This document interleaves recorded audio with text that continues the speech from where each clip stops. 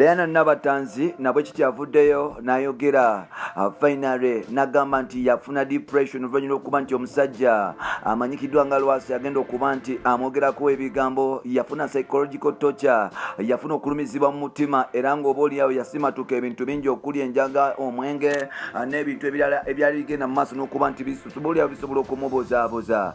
Lwasa yagenda mu maaso n'okuba nti atraumatizinga mukyala mukulu amanyikiddwa nga Diana Nabatanzi era nga Nabatanzi nabwe kityo paka sawa zinakyagenda mu maaso n'okuba nti oba oliawo ayevuma lwaki yamitinga omusajja ono. Emyaka 5 gye baali bonna bingi ebyayogerwa era ng'omusajja yagenda mu maaso n'okuba nti ategeeza eggwanga buli kimu ekyatuukawo. Diana Nabatanzi yagenda mu maaso n'okuba nti akulukusa amaziga mu mutima n'okuba nti yeegumya ng'omukyala bw'alina okubeera newankubadde nga byali bwe bityo, naye omukyala ono tajja kwerabira musajja mukulu amanyikiddwa nga Lwasa. Emboozi eno nga bwe yali gye tugenda okuba nti tukikutuusaako naawe osobola okuba nti ogyefunira mpola mpola, naawe osobola okuba nti omanya kiki ekitambula nabwe kityo mpola mpola.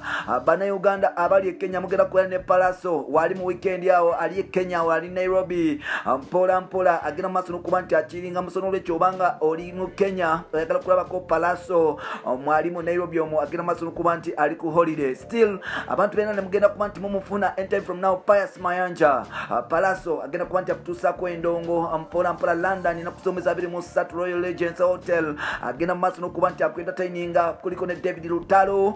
So n'olwekyo genda mu maaso n'okuba nti ononyanoonyako Palaso. Malamu hitmaker nalonda ne mala ani oyo what is money. Yes ate ennaku zino akugamba nti mpalavu oyo bamuyita Pius Mayanja namba 1 Limoja Uganda. Omwana yakuba endongo tukwaniriza ku mukutugafye omugazi ogumanyikiddwa nga Uganda Mukamoli amenye n'eddoboozi bamutantambi Jimso namba 1 Richboy Maxud Junior made in Uganda.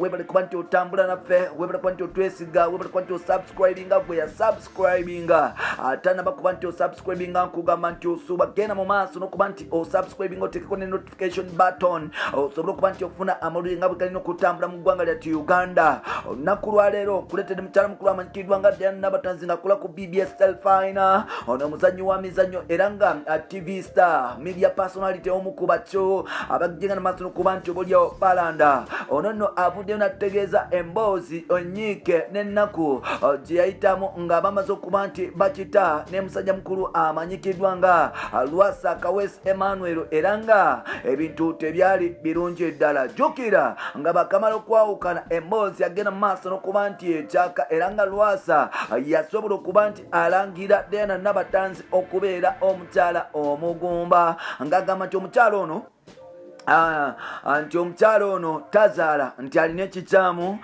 yeetaaga okuba nti asabirwa mpola mpola era nga yavaayo n'ategeeza nti omukyala ono mubbi nga bwe yagenda mu maaso n'okuba nti abba ebintu mu nnyumba ye mpola mpola n'agenda mu maaso n'okuba nti abitunda ebimu n'abitwalira abeewaabwe okuli emoroka okuli entebe mu nnyumba n'ebintu ebirala era nga Lwasa yavaayo n'ategeeza nga Diana bw'ali omubbi.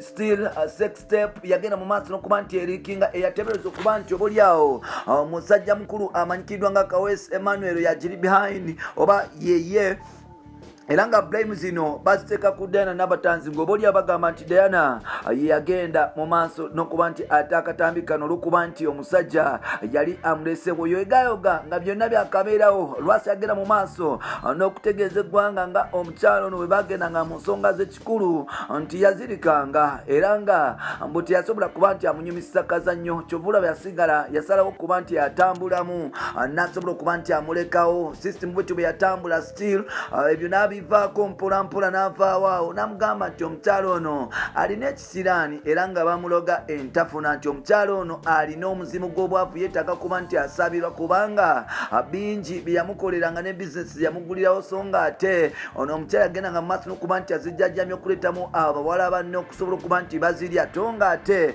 ezi bizinesi yali ye mpola mpola. Lwasa agamba nti zezimu ku nsonga lwaki yasalawo okuba nti amusuulawo n'okumulekawo n'okufuna omukyala omulala amanyikiddwa nga Angel. So mpola ebyo bwe bityo byagenda mu maaso n'okuba nti oba oliawo bitabula mukyala mukulu amanyikiddwa nga Diana. Diana avuddeyo n'agamba nti ebbanga lyonna drama oyo byagenda maaso n'okuba nti abeerawo nafuna enyiike ku mutima, nafuna psychological torture oba nafunamu obuzibu mu bwongo, netandika okuba nti newalikirira omutima negugenda maaso n'okuba nti gunkuba, era nga bingi ebyagenda mu maaso n'okuba nti bintuukako. Nagenda mu maaso n'okwegumya, nengenda mu maaso n'okufukamira wansi n'ensaba oba oliawo Mukama Katonda asobole okuba nti angaidinga ku bintu nga bino okubeera, nsobole okuba nti oba oliawo anungamya, nsobole okuba nti sigenda mu bintu bikyamu. Psychological torture wetwogerera agenda mu maaso n'okuba nti ebutikira music industry. Raymond musaira mukulu amanyikiddwa nga Fiye Mutonyi y'omu ku abo abasaffaringa ne psychological torture oluvannyuma lwa bbaawe amanyikiddwa nga MC Cuts okulangirira nga baali omulwadde wa sirimu mu bantu nga tamwebuuzizaako.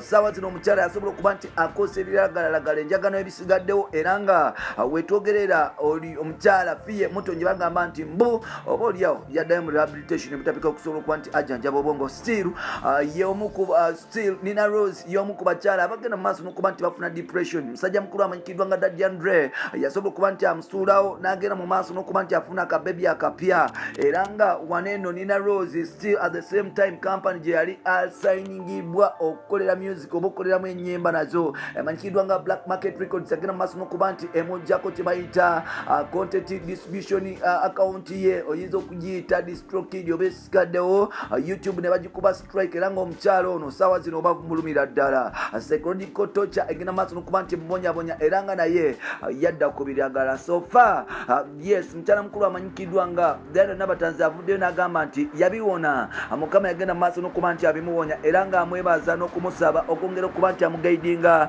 n'okumufuula n'okumuteekawo okumanya kubanga obulamu bwe bwali busaanyewo. Agamba nti tasobola kuba nti tasayagala Katonda kuddamu kumugerera musajja nga Lwasa kubanga obulamu bwe bwali bugenza olw'omusajja oyo kumwogerera ebintu ebikyamu amafuukuule n'okumuswaza mu bantu. Byebyo bampita Tambi Jimson.